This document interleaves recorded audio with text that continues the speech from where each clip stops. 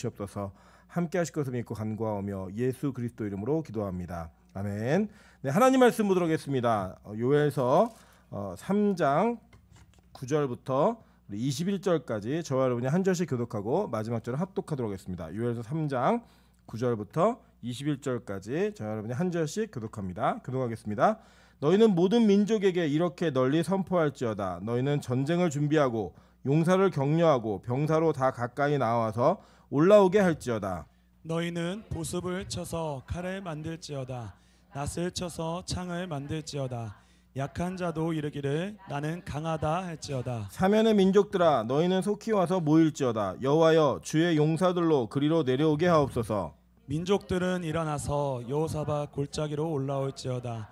내가 거기에 앉아서 사면의 민족들을 다 심판하리로다. 너희는 낯을 쓰라 곡식이 익었도다. 와서 밟을지어다. 포도주 틀이 가득히 차고 포도주 독이 넘치니 그들의 악이 크미로다. 사람이 많으며 심판의 골짜기에 사람이 많으며 심판의 골짜기에 여호와의 날이 가까움이로다. 해와 달이 캄캄하며 별들이 그 빛을 거두도다. 여호와께서 시온에서 부르짖고 예루살렘에서 목소리를 내시리니 하늘과 땅이 진동하리로다. 그러나 여호와께서 그의 백성의 피난처 이스라엘 자손의 산성이 되시리로다. 그런즉 너희가 나는 내 성산 시온에 사는 너희 하나님 여호와인 줄 알 것이라. 예루살렘이 거룩하리니 다시는 이방 사람이 그 가운데로 통행하지 못하리로다. 그날에 산들이 단 포도주를 떨어뜨릴 것이며 작은 산들이 젖을 흘릴 것이며 유다 모든 시내가 물을 흘릴 것이며 여호와의 성전에서 샘이 흘러나와서 시딤 골짜기에 되리라. 그러나 애굽은 황무지가 되겠고 에돔은 황무한 들이 되리니 이는 그들이 유다 자손에게 포악을 행하여 무죄한 피를 그 땅에서 흘렸음이니라. 유다는 영원히 있겠고 예루살렘은 대대로 있으리라. 합독합니다. 내가 전에는 그들의 피 흘림을 당한 것을 갚아주지 아니하였거니와 이제는 갚아주리니 이는 여호와께서 시온에 거하심이니라. 아멘. 네, 주변에 있는 분들에게 이렇게 한번 인사드리도록 하겠습니다. 웬만한 가족보다 당신 얼굴 더 많이 봅니다.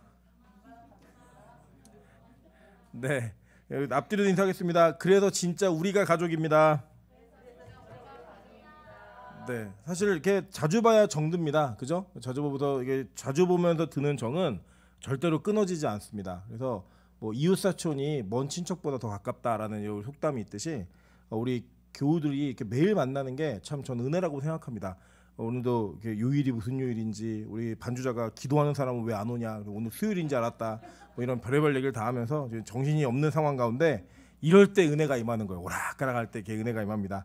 어쨌든 우리가 이제 바쁜 여름의 사역들을 다 마치고 다시 매일 예배를 정상적으로 드리면서 하나님 앞에 나아갑니다. 그 나갈 때 저는 이 은혜의 특별함들은 우리의 평상시의 수준을 끌어올리는 단계라고 생각을 합니다. 그래서 우리가 어떤 특별한 은혜를 체험하고 나면 우리의 일반적인 평상시가 이렇게 한 단계 또 올라와요. 이렇게 올라와서 그 올라온 것을 유지할 수 있게 만들어주는 역할들의 디딤돌을 이 특별한 은혜들이 합니다. 그래서 또 이번 받은 은혜를 가지고 우리 겨울 특세 때까지 또 열심히 달리면서 나아갔으면 좋겠습니다. 오늘은 그 요엘서 3장 9절부터 21절까지의 말씀을 가지고 끝판왕이라는 제목으로 하나님 말씀 증거하도록 하겠습니다. 우리 성경을 이렇게 읽다 보시면 여러분 놀라운 사실들을 발견한 게 뭐냐면 이 구약 성경과 신약 성경이 너무나 일치된 내용들이 많이 있습니다. 특별히 오늘은 이제 요엘서 마지막 시간 같은데 이 요엘서를 이제 읽어 보시다 보면 이미 요엘서에 예언되어진 내용들이 우리는 사도행전에서 어떻게 이루어졌는지도 보았고, 또 오늘 이 마지막 장면을 통해서 여호와께서 이 열방의 모든 민족들을 어떻게 심판하시는가를 보여주는 내용이에요. 그래서 이 심판이라는 단어가 사실은 굉장히 우리에게 두려움을 주지만 잘 한번 생각해 보세요. 만약에 여러분이 이 땅에서 하나님의 뜻대로 살다가 억울하고 너무나 힘든 일들을 많이 당했어요. 그런데 그게 정말 억울해요. 그리고 힘든 일이에요.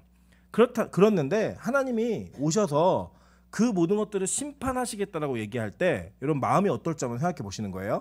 자, 더 극단적인 예를 들어드리면 이런 거예요. 여러분이 안 훔쳤는데 훔쳤대요.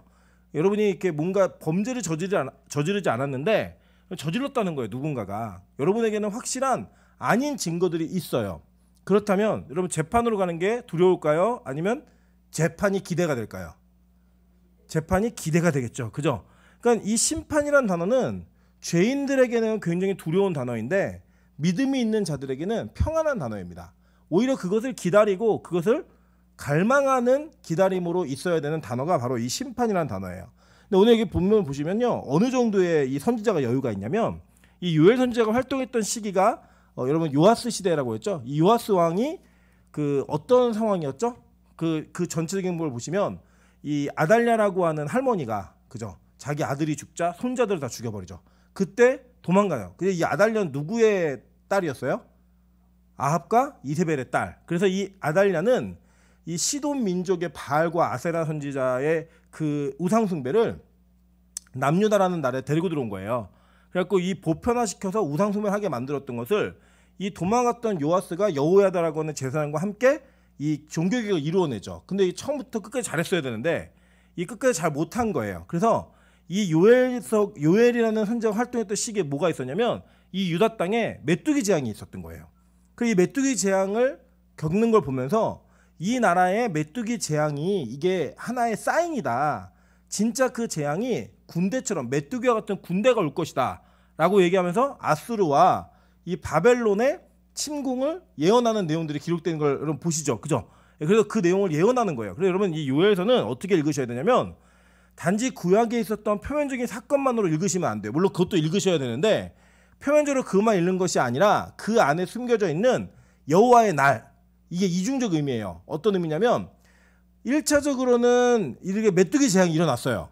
그리고 가까운 미래에는 아수르와 바벨론의 침공이 있을 거다라고 하는 예언이 있는 거예요. 그리고 더 먼 마지막 종국에는 그렇게 침략했던 민족들을 여호와의 날에 하나님이 다 심판하신다는 거예요. 그러니까 이스라엘의 회복, 이게 반드시 들어가는 겁니다. 그래서 선지자는요, 죄를 신랄하게 폭로시켜버려요. 그런 다음에 뭘 제시하냐면 그 죄 때문에 무너진 저와 여러분의 인생에 어떠한 소망이 있는지를 얘기해 주는 거예요. 그게 바로 선지자들의 역할이었어요. 그리고 여러분, 죄의 문제는 철저하게 드러내야 합니다. 근데 이 죄가 여러분을 잠식하고 그 죄로 인해서 여러분 자존감이 무너지게 만드는 것은 성령의 사역이 아니에요. 그 죄로 인하여 여러분이 하나님의 이름으로 회복되었을 때 어떠한 영광이 있는지를 보여주는 것이 바로 선지자의 역할이고 성경의 복음이 우리에게 일관성 있게 얘기하는 과정입니다. 그래서 여러분, 교회는 철저한 죄의 문제를 다루는 곳이어야 하는데 동시에 그 죄의 문제가 해결될 수도 있어야 하고 그 죄로 인한 자존감의 무너짐, 자신의 무너짐이, 자아의 무너짐이 회복되어지는 곳이어야 됩니다. 그게 여러분 온전하게 이루어질 때 교회가 성경적인 사역을 감당하게 되는 거예요. 여러분, 이게 참 안타까운 일이 이 선지자적 설교를 한다는 분들이 대부분 보면 죄적하는 거에 끝나요. 그래서 그런 사람을 무서워합니다. 왜 무서워하냐면 들킬까봐, 그게 막 폭로될까봐. 근데 여러분, 폭로되고 들키는 게 무서운 게 아니어야 돼요. 이 교회는 죄가 다 폭로돼야 돼요. 근데 폭로되는 죄의 문제가 그 사건이, 상황이 여러분 두려움이 되면 안 돼요. 야, 나 들켰네, 끝났다, 이게 아니라 야, 나 들켰네, 살았다, 이게 돼야 되는 거예요. 막 숨기고 있었는데, 내가 이걸 감추고 있었는데 하나님이 들키게 하셨네, 나 이제 살았구나, 하나님이 나 안 죽이시려고 내 죄를 폭로하셨구나. 왜요? 회복이 있으니까. 그리고 이 여호와의 날은요, 그런 관념으로 이해하셔야 되는 거예요. 그래서 요엘이 오늘 어느 정도 여유가 있냐면요, 이 상황 속에 우리를 침략했고 힘들게 했던 모든 것들이 어떻게 심판당할지에 대한 확신이 있는 거예요. 그러니까 조롱하는 거예요. 오늘 본문 보시면 뭐라고 얘기하냐면, 너희는 모든 민족에게 이렇게 널리 선포할지어다. 9절이에요. 너희는 전쟁을 준비하고 용사를 격려하고 병사로 다 가까이 나와서 올라오게 할지어다. 너희는 보습을 쳐서 칼을 만들지어다. 낫을 쳐서 창을 만들지어다. 약한 자도 이르기를 나는 강하다 할지어다. 이렇게 얘기해요. 뭐냐면 다 모이라는 거예요. 우리 침략했던, 우리 힘들게 했던 민족들 다 모이라는 거예요. 그리고 너희들 집에 있는 농기구 이런 거 다 칼로 만들어서 와. 용사들 다 모여. 다 덤벼. 너희 약한 자들도 나 강하다 강하다 얘기하면서 다 와. 얘기하는 거예요. 근데 이게 여러분, 그 하나님의 백성들에게 얘기하는 게 아니고 침략한 백성들에게 얘기하는 거예요. 그런데 뭐라고 얘기하냐면, 사면의 민족들아, 너희는 속히 와서 모일지어다. 여기까지가 조롱이에요. 다 와서 모여 얘기하는 거예요. 그 다음에 기도가 시작됩니다. 진짜 기도가. 여호와여, 주의 용사들을 그리로 내려오게 하옵소서. 그러니까 이게 전쟁을 얘기하는 거예요. 다 모이면 하나님의 용사들이 내려와서 너희들 박살낼 거야. 그러니까 할 수 있는 거 다 준비해서 와, 이거예요. 그러니까 여러분, 이게 요한계시록하고 똑같죠.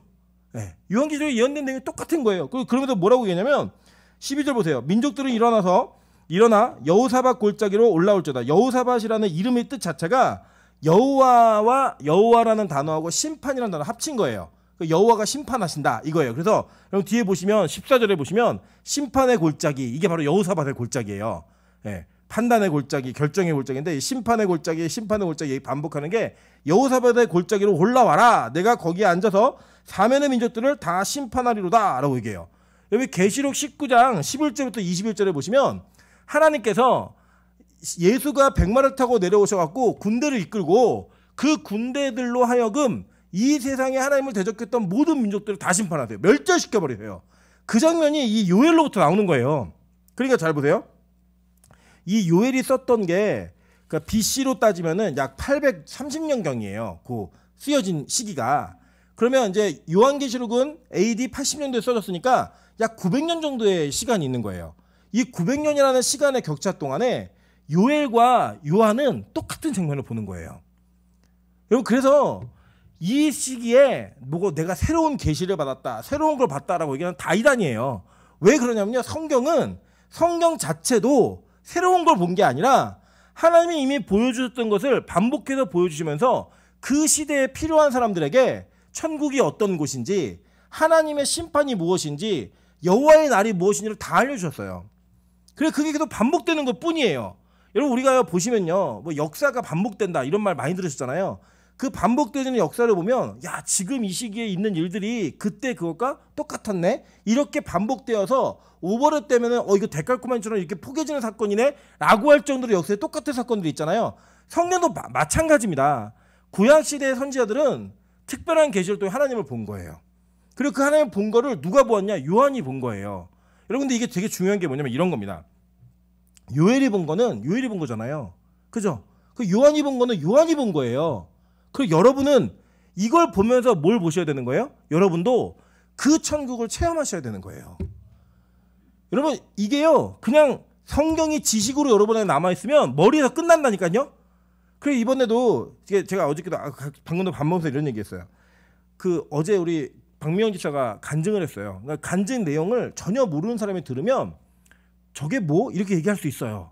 근데 박미영 집사를 아는 사람들은 와, 박미영 집사가 저런 은혜를 경험했어? 저런 체험을 했어? 이걸로 간다고요. 그리고 박미영 집사 자신은 뭘 느끼는 거냐면 그냥 머릿속으로 그리고 귀로 들었던 그런 일이 있대, 눈으로 보았던 저 사람들에게는 저런 특별한 일이 벌어지는구나, 저게 진짜인지 가짜인지 모르겠지만 근데 그게 나의 삶으로 뚫고 들어오는 거예요. 그 뚫고 들어와서 자기의 삶 가운데 그 기름 부으심의 은혜를 체험하게 되면 성경에 있었던 선지자들과 어떤 경험을 한 거면 똑같은 경험을 한 거예요.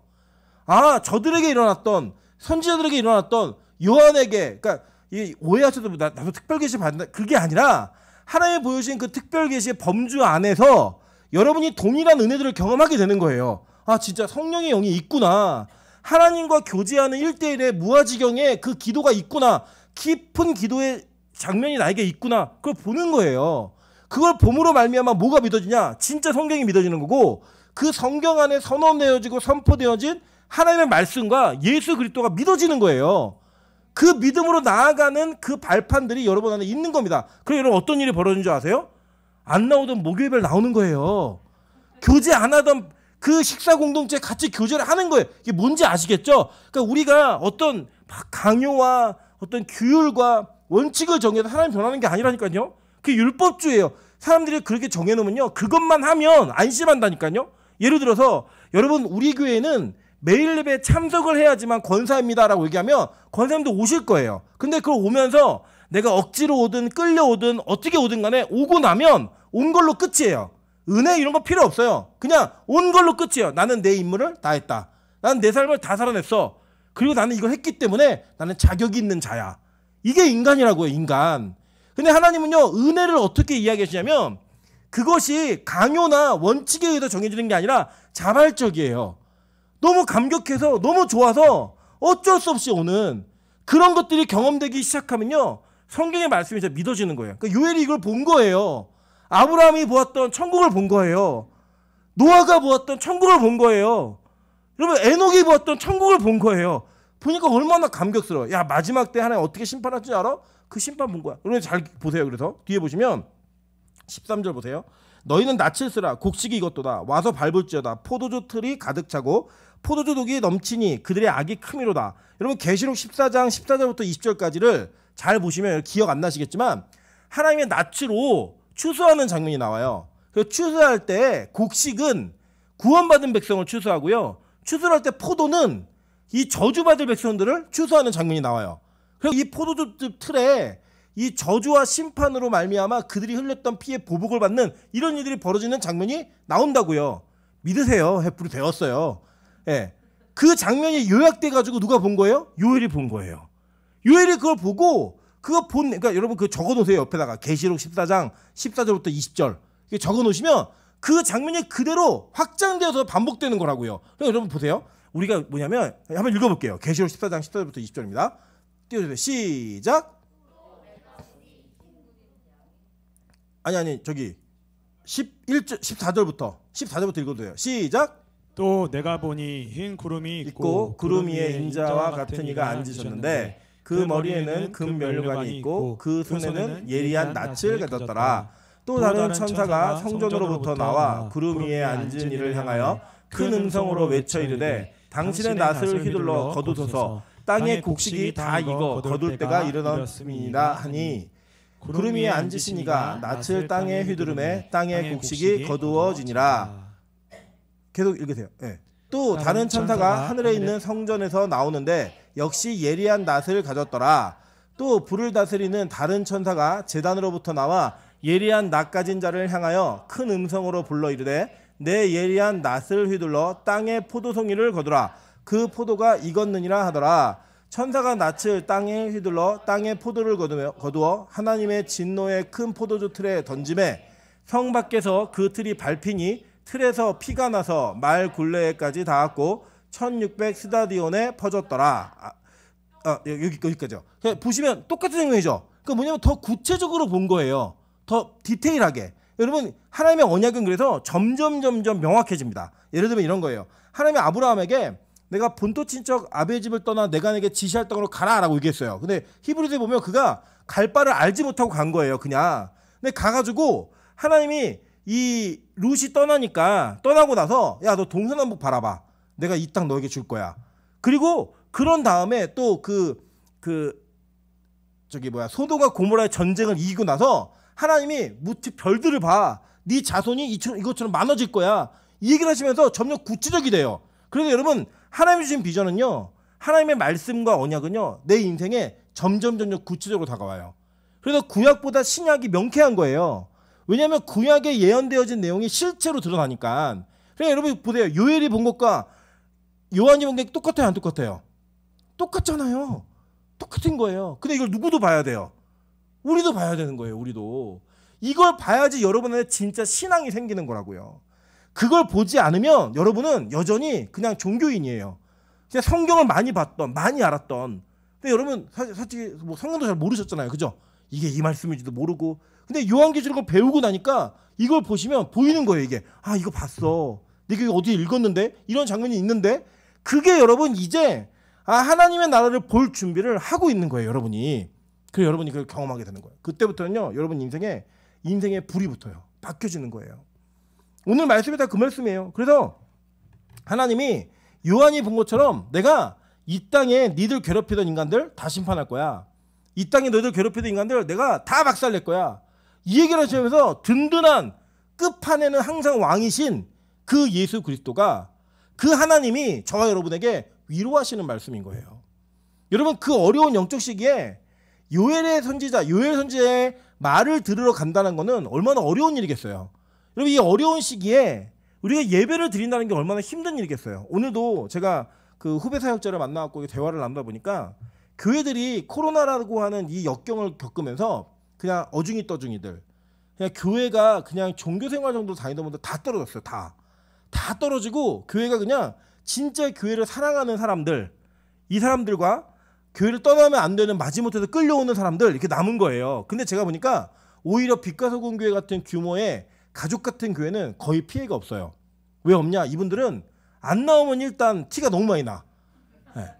그리고 이제는 핑계도 못 대.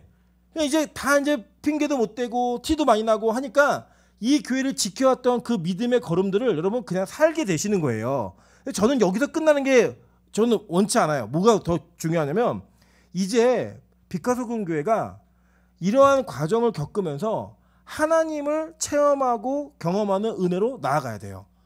저는 우리 교회가 뭐 다른 교회에 비해서 뭐 이제 이런 게 변했다 저런 게 변했다 이런 거를 여기서 얘기하면서 축배를 터뜨릴 때가 아니라고 생각해요. 빛과소금 교회는 이제 한 걸음 내딛기 시작한 거예요. 아, 교회가 이렇게 좋을 수 있구나. 내가 예배를 이렇게 매일 드릴 수 있구나. 그 어제 우리 이주환 목사님이 저희도 굉장히 큰 오해라고 했는데 저는 매일 예배를 드리는 게 힘든 사람은 아니에요. 왜냐? 저는 매일의 예배가 그냥 인이 박힌 사람이에요. 근데 뭐가 힘드냐면 언제까지 이걸 해야 되나?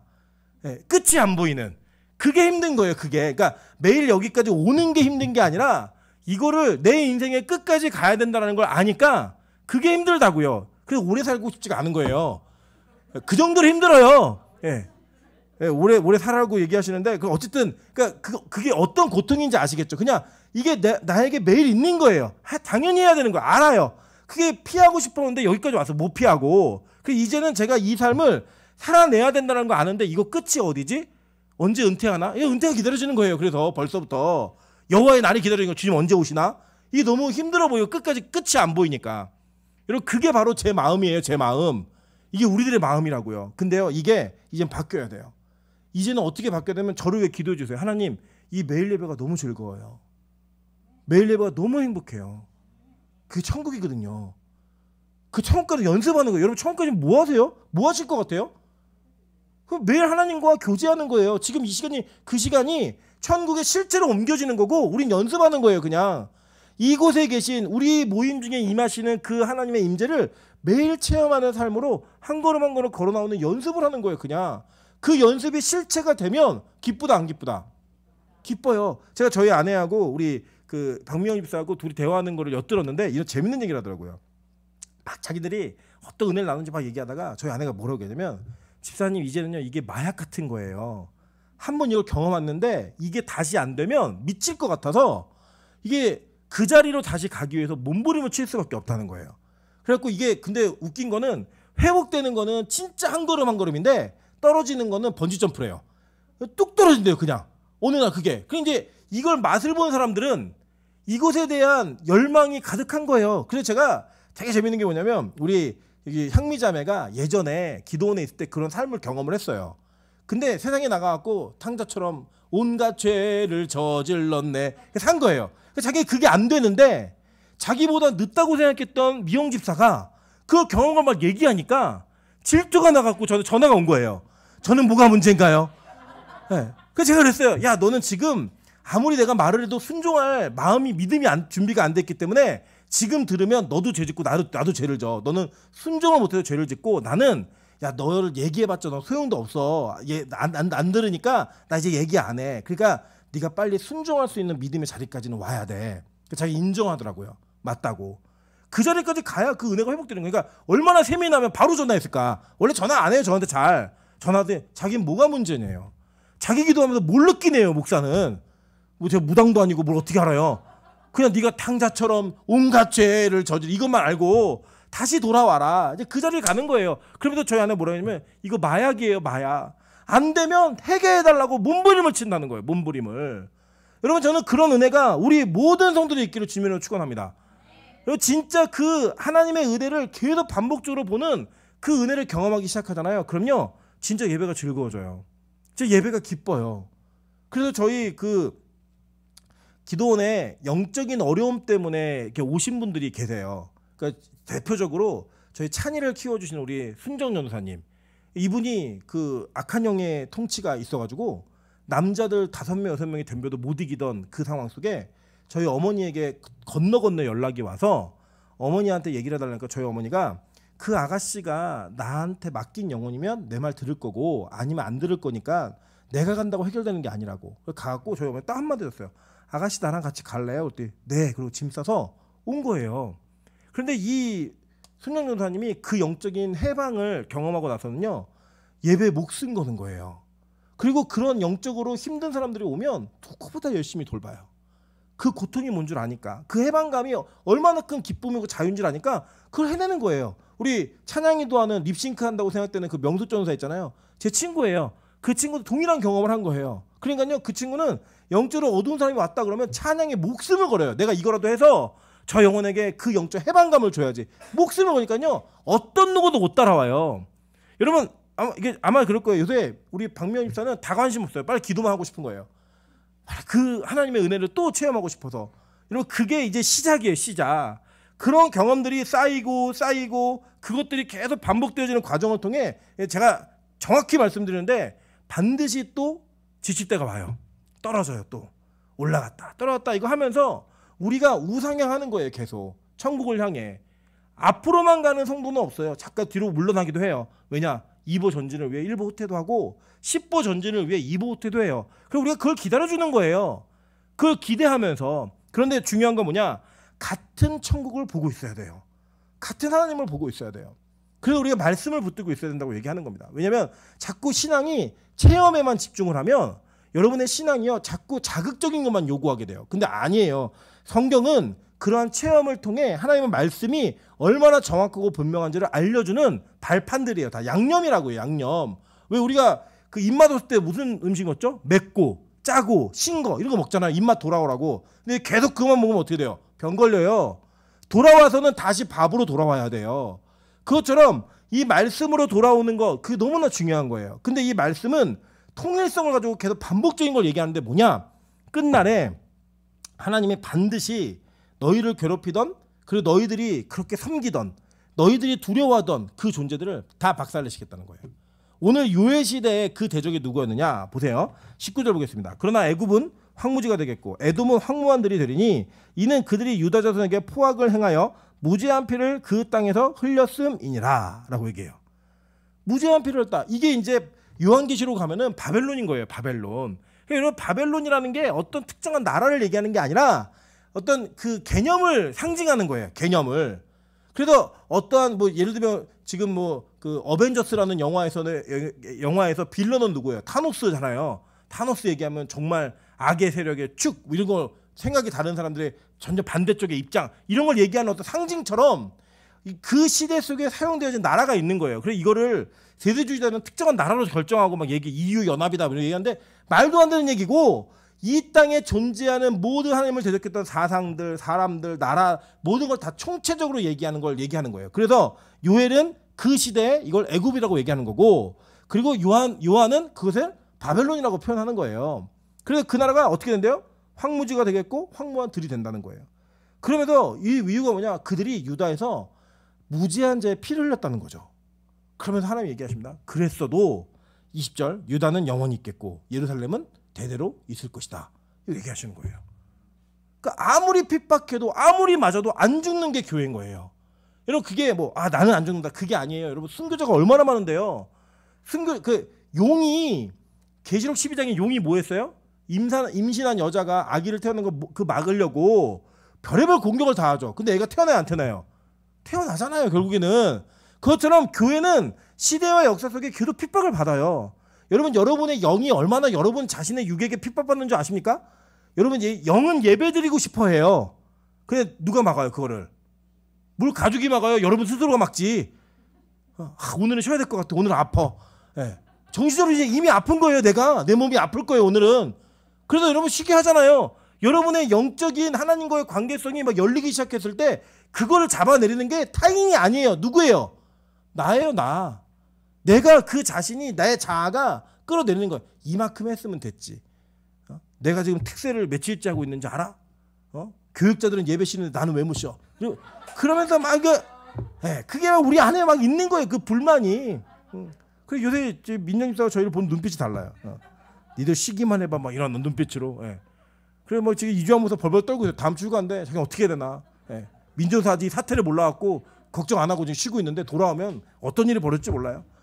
그런 마음들이 우리 안에 막 드는 거예요. 우리 안에 우리 자신이 우리 영을 잡아내리는 거예요. 끌어내리는 거예요. 우리 자신이 사실은 바벨론이고 우리 자신이 이거예요. 그 자아가 무너져야 되는 거예요. 완전히. 근데 하나님이요 이 모든 것들을 내 그 영적 그 어두운 자아부터 시작해서 모든 것들을 박살 내시겠다는 거예요. 박살. 심판하시겠다는 거예요. 왜요? 유다는 영원할 거고 예루살렘은 대대로 있을 것이기 때문에.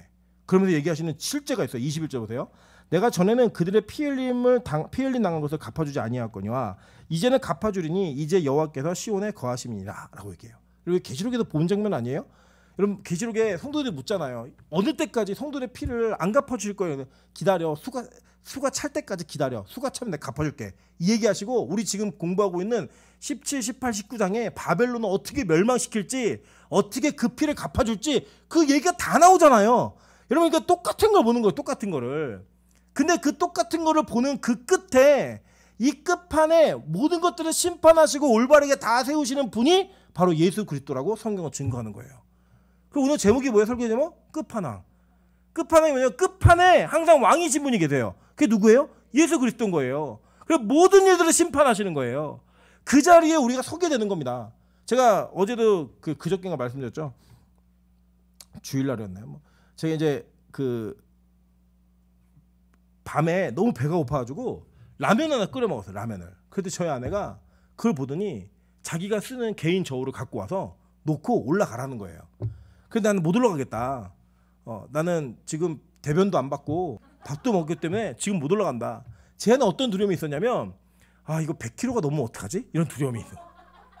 그 두려움이 있는 거예요. 저희 아내는 확인하고 싶은 거예요. 분명히 이 인간이 100kg가 넘을 것 같은데.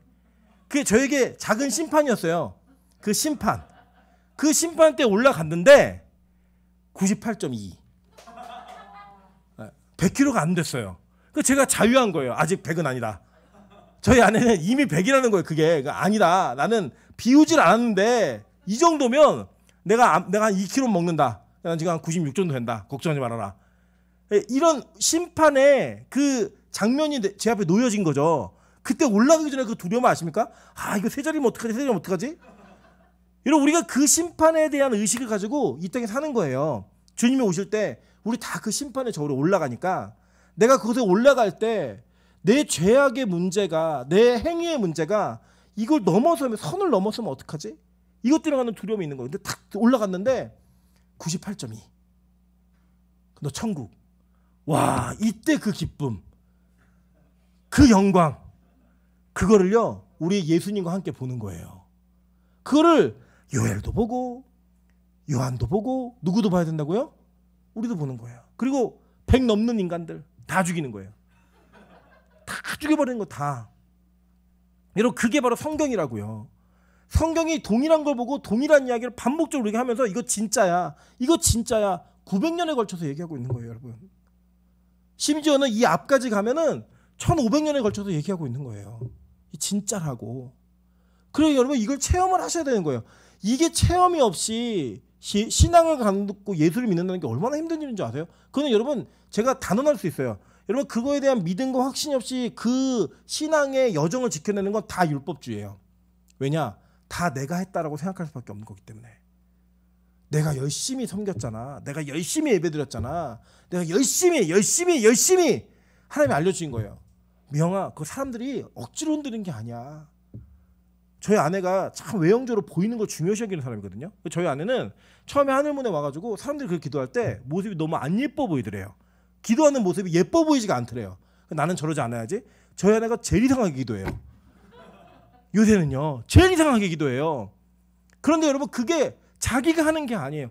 하나님 주신 은혜 때문에 그 자리로 가는 거예요. 그러면 자기 자아를 내려놓게 하신 거예요. 예쁘게 보여야지 내려놓게 하시고 하나님과 남들 신경 쓰지 않는 하나님과 1대1의 기도의 삶, 그 관계성이 이어지는 것을 통해서 진짜 그 하나님의 나라를 꿈꾸고 그 하나님의 나라를 믿고 신뢰하고 성경이 믿어지고 예배가 즐겁고 기다려지는 그 삶을 살게 되는 거.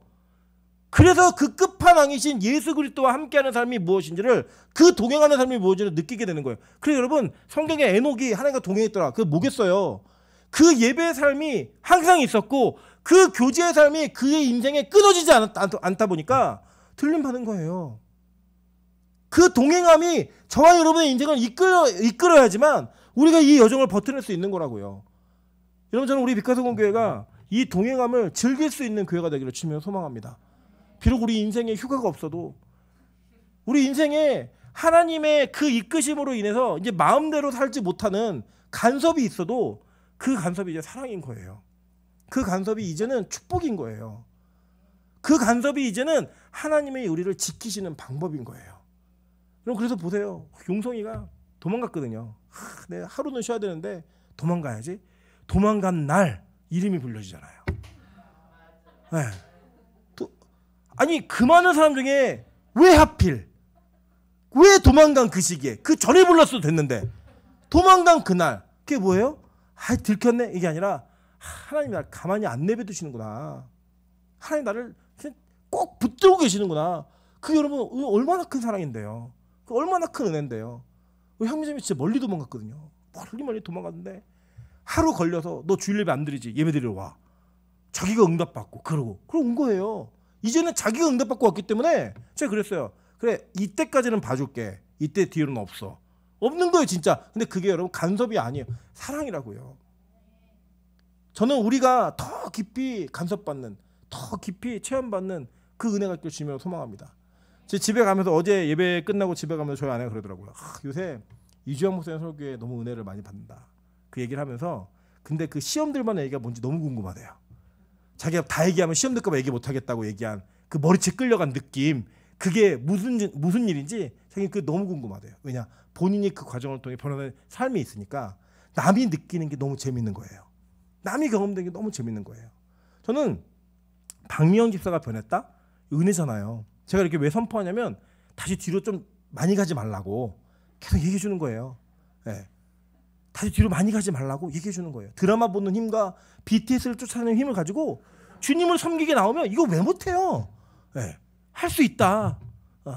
얘기해 주는 거 공개적으로 자꾸 얘기해야 사람은 저희 어머니 보셨잖아요. 공개적으로 얘기해야 그 물러섬이 없는 거예요. 물러서기에 쪽팔려요. 참. 그러니까 여러분 우리 앞으로 우리 교회에서 선교사 파송할 수도 있잖아요. 그럼 저는요 선교 예배를 대대적으로 들어줄 거예요. 신문에 광고 내가지고 절대 못 돌아오게 아무리 힘들어도 죽기 직전까지 못 돌아오게 해줄 거예요. 그렇게 그게 바로 하나님의 간섭인 거예요. 저는 우리 교회가 이 간섭이 진짜 있는 은혜의 교회가 되기를 주님으로 소망합니다. 제가 요새 오늘도 만나서 그랬어요. 나 되게 행복해. 나 우리 교회 목회하는 게 너무 행복해. 하나님의 변화를 보고 있으니까 너무 행복해. 진짜 여러분 기억하시겠지만 제가 이 교회에 온 지 6개월 만에 코로나가 터졌어요. 6개월 코로나 터졌고 한국에 처음으로 그리고 8개월 만에 예배를 못 드리는 상황이 벌어졌어요. 그리고 그게 지금까지 연속돼 온 거예요. 진짜 아무것도 할 수 없게 하셨어요. 여러분 제 후배가 이렇게 얘기하더라고요. 목사님 목회 아이디어가 많잖아요. 맞아요. 저는 진짜 아이디어가 정말 많은 사람이었어요. 근데 하나님이 정말 아무것도 못하게 하셨어요. 그리고 예배만 드리게 하셨어요. 여러분 기억나시죠? 제가 이번 2월 달에도 신방 시작한다고 몇 번을 말씀드렸잖아요. 그러고 나서 무슨 일이 벌어진지 아시죠? 교회에 코로나가 돌기 시작했어요. 네. 하나님이요. 진짜 아직까지도 우리에게 원하시는 건 아직 너희들 이 예배의 은혜를 체험해야 돼. 예배로 세워지는 그 은혜를 경험해야 돼. 아니 아직도 남았어요? 남았지. 예배가 얼마나 기쁜지. 근데 저는 너무 감사했던 건 진짜 아무것도 못하게 하셨는데 하나님이 다 하셨어요. 우리 이주영 목사님도 여러분 설교 기억나시죠? 침울하고 어둡고 염세적 영성이 있고 아시잖아요. 그때가 싹 벗겨져서 이제는 너무 설교가 진짜 은혜가 돼요. 예. 그리고 여러분 아시잖아요. 우리 목요예배 때는 여기 3명 4명 앉아서 예배 드렸어요. 그랬던 이 예배가 이제는 그래도 모여서 예배 드릴 만큼의 인원이 와서 예배를 드리고 있어요. 근데 여러분 누가 했어요? 제가 했어요? 아니 저 아무것도 한 거 없어요. 그냥 하나님이 다 하셨어요. 누가 했어요? 아무도 안 했어요. 하나님이 다 하셨어요. 하나님이. 저는 우리 교회 끝까지 이렇게 갔으면 좋겠습니다. 끝에 마지막에 하나님이 다 하셨다. 하나님이 이루셨다. 그리고 우리가 이 교회를 통해 하나님의 나라를 체험하고 같은 천국을 보고 성경에 나와 있는 것만 다 경험해 봅시다. 하나님 성경이 일어났으면 우리 교회도 좀 일어나게 도와주세요. 그들이 천국을 보았으면 우리도 그 천국을 경험할 수 있게 도와주시고 예배의 영광을 보고 주님과 동행하는 크게 기뻤으면 나도 그런 기쁨을 좀 누리게 해주셔서 끝판의 왕이신 그 예수 그리스도를 만나는 은혜를 좀 경험하게 해달라고 그렇게 기도하며 나아가는 빛과 소금 교회 되시기를 주님의 이름으로 축원합니다. 제가 같이 찬양으로 기도하겠습니다. 주님 다시 오실 때까지 찬양하면서 내 사모하는 주님 영광의 왕이시라 그 마지막에 그 끝에서 주님을 만났을 때 우리가 고백하는 거예요. 그 길 끝에서 만난 그 주님은 영광의 왕이십니다. 믿으십니까? 그거 본 거예요. 요엘이 끝에 내가 이렇게 힘들지만 이렇게 고통스럽고 이렇게 아프고 그렇지만 이 시대에 어려운 시기에 요엘을 찾아서 이 말씀을 들었던 사람들이 이 말씀을 들으면 얼마나 위로받았겠어요. 나 너무 힘든데 너무 괴로운데 그 은혜 마지막 영광을 보면서 하나님 우리를 구원하실 거야. 그게 초대교회 성도들에게 그리고 지금 빛과 소금 교회 성도들에게 있는 거예요. 여러분 이 힘든 거 정상이에요. 그 힘든 마음을 이 영광으로 이겨내시기를 바랍니다. 찬양으로 기도합니다.